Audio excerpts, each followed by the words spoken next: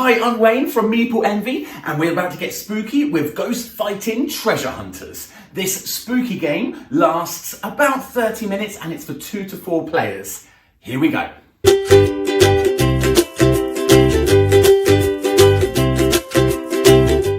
Here is Ghost Fightin Treasure Hunters. This is a fantastic game. I'm going to walk you through what the rules call the advanced rules, the advanced game. The basic game, I think, is a little bit too basic. I think if kids were playing together and it's just kids playing, then the basic game is fine. But if it's an adult playing with kids or adults playing together, then the advanced game is absolutely perfect. So that's what I'm going to walk you through with this one. It's the advanced game. So there's a few things to do. We've got the board here. We've got the player pieces over here. So this is a house. The house is being haunted. You've got the playing pieces over here. They're outside the house to start off with. You have an army of ghosts over here, which are great looking little figures. An army of ghosts. And we're going to place some of them before we start playing on the board. I'm just going to run through where everything is. And we've got these terrifying red figures. These are called hauntings. Okay, I will explain those a little bit later on. And you've got a deck of cards which you shuffle up. Now for the basic game, you do leave some of these cards out of the deck. For the advanced game, all the cards are included in the deck. It's not the biggest deck in the world, but all the cards are in there. A deck of cards, and that sits over there. We have 3 dice. You have a number movement dice, and you have 2 fighting dice, which have either the green ghosts on them or the red hauntings, which I just showed you over there. Okay, one last thing that we have that I haven't placed yet are the jewels, the gems. So this is Ghost Fightin Treasure Hunters, and these are the gems that your treasure hunters are hunting for. On the reverse side of each of these is a number. It goes from 1 to 8. I've started to mix them up here. Here we go, there's 8, 4. So there's a number on every single one of them. I'm going to mix them up and we're going to place them in the house. These get placed on every single room, has a letter associated with it. So if you can see here is B, this one is A, but you can't see that, but there's B, C, D, and it goes all the way through. So E, F, G, H, I, J, K, L. Okay, each one of them is associated with a letter. The letters are in different colours. So you've got a blue B, but the C is in orange, the D is in orange, the E is in orange. So every single room that is an orange letter gets a jewel, and you just place it in the room there, face down, random. They're shuffled up. You don't know which order they are in. Oh no. What are the chances of that? Here we go. We'll mix them up. So I'll put a different one in there. Here we go. And that one, and that one, and that one, and that one. That's all. Oh no. I'll mix them up again. Here we go. Right. So you've mixed them up. So this is still the setup, okay? You've got the jewels in the right places. Now, before you even start the game, some of the rooms have ghosts in them before you even start. You can tell where the ghosts go because there's these little green dots. You see that? And some of the dots have a very solid outline around them. Let's see if we can zoom in on that. So in room C here, you've got a green dot, and then you've got a green dot with a solid green ring around it. The ones with the solid green ring is where the ghosts start from. So let's see how many there is. There's one there. There's one in the bathroom. There is one in this room just here. There's one in what looks like a study or a front room, I suppose. And is that everyone? I think that's all of them. Okay, so the ghosts are going to start there from... So only 4 ghosts to start with. Very, very simple. Very easy. How to play the game now. That is the setup done. The idea to complete the game, you have to get all of these treasures out and take them back outside the house. Now with the advanced game that I'm going to show you here, you have to get them out in number order. So you've got to take out number 1 first, then number 2, then number 3, in number order, all the way up to number 8. Obviously the tricky bit of that is, we don't know which ones are where. I've shuffled up the jewels. So first of all, you've got to figure out where number 1 is, and where number 2 is, and where number 3 is, in order to take them out in order. Okay? Rooms with ghosts in means you need to fight the ghosts. Okay, so I'm actually going to do a walkthrough of the game, I think. Okay, so everybody picks a character. Here is my character is going to be the red one here for now. And we're going to roll the dice. So you always roll the number dice first. Most of the numbers on this dice, so I got a 4, most of the numbers on this dice also have a little green ghost on it. One number does not have a green ghost on it, and that is number 6. So if you roll lucky number 6, you are very fortunate. If you roll anything with a green ghost on it, it means you have to take one of these cards as well. Every single one of these cards, every single room has a card associated with it. So if I show you this, here we go. So they're all comical ghosts doing cheeky ghost things, and it's got a G on there. So that goes in the discard pile, but then you place a ghost into room G. Okay, I can then move 4 spaces, and I'm gonna go 1, 2, 3, 4 for now. Okay, now let's talk about this deck a little bit more. With this deck, there are some special cards in this because we're doing the advanced game. There are some special cards. So we've got this card is just a shuffle card. So if this comes up, you shuffle all of the discarded cards and put them and mix them and shuffle them with the rest of the deck. So they don't go back on top. You just shuffle them together and put them with these. Okay, you shuffle them with these together. Hopefully that makes sense.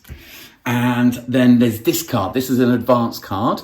So this is draw 2 cards and then shuffle. Okay, so you'll discard this, and then you have to draw an extra 2 cards. In this case, it would get a ghost in H and a ghost in C. Okay, and then you take all the cards and shuffle them all together. Okay, I think, and the other advanced cards, let's see if we can find one of them, are the doors. You'll notice in the game, the doors have 2 different colours. You get blue doors like this. There's a blue door there, or you get green doors like this. Okay, in the deck, look at this, perfect. There are cards like this. This means all the green doors are locked. So if you were to draw that off the top and place it there, all the green doors are locked until you either draw a blue doors are locked card, and that overrides then the one you've done previously, or you get a shuffle card. One of the 2 shuffle cards that I just showed you. You have to take everything in the discarded pile, mix them with the deck, shuffle it all together, and the doors are then open again as well. Okay, let's continue playing for a little bit. Let's get another one of these characters out. So I'm going to roll the dice again. And we've got another 4. So first of all, you take the ghost. It's E this time. So the ghost is going to go into room E, which is over here. Okay, and this time I'll move this blue character. And this time, we're actually going to move through the rooms, okay? So rather than going on these spaces, you can move through the rooms. Now, very important with these spaces, obviously I rolled a 4. So if I wanted to, I could go 1, 2, 3, but I can't share this space with the red character, nor can I jump over them, okay? That is an obstacle. You can only then do 3 moves. So this number is always up to 4, up to 5. It's always up to the number you roll. You don't have to move that much. Okay, or you can move through the rooms. So I could go 1, 2, 3, 4 if I wanted to. So each room equals 1 space. That can sometimes be a very quick way to move through the house. It can sometimes be a very long way to move through the house. Now, my character here, this blue one, is actually in a room with a ghost. So I need to fight that ghost now. In order to fight the ghost, you can, once you're in a room, you can flip over the jewel. And it stays flipped over. You don't have to flip it back, and it's not a game of memory. You can just flip it over and have a look at the number and leave it there. I know that's number 6 now. I'm not going to pick it up. One of the cool things about this game is every single character is wearing a backpack with a little slot in it. Can you see that? So when you want to pick them up, you can actually pick them up and put the jewels in the back there so that you can see them. Okay, I'm not going to pick that one up yet because it's number 6. But I do need to fight this ghost. So you take 1 attack dice and you're trying to roll a green ghost on it. You've got quite a good chance of getting a green ghost. Yay, there we go. That ghost goes back into the pile and we beat him. Okay, very important. I wouldn't be able to leave that room until I've beat that ghost. Okay, that's very, very important. So let's carry on. I'm going to play the red one now and let's see what else we come across, okay? I got a lucky number 6 there, so I'm going to head up here and fight this ghost up here, I think. So 1, 2, 3, 4, 5, 6. I can flip this over. Oh, it's number 2. I will put that in my backpack. And hopefully the blue one can find number 1. And again, I've got to fight this ghost. So we roll the dice. On this occasion, I got a red. So that means I did not beat him. There's no punishment, there's no penalty to it.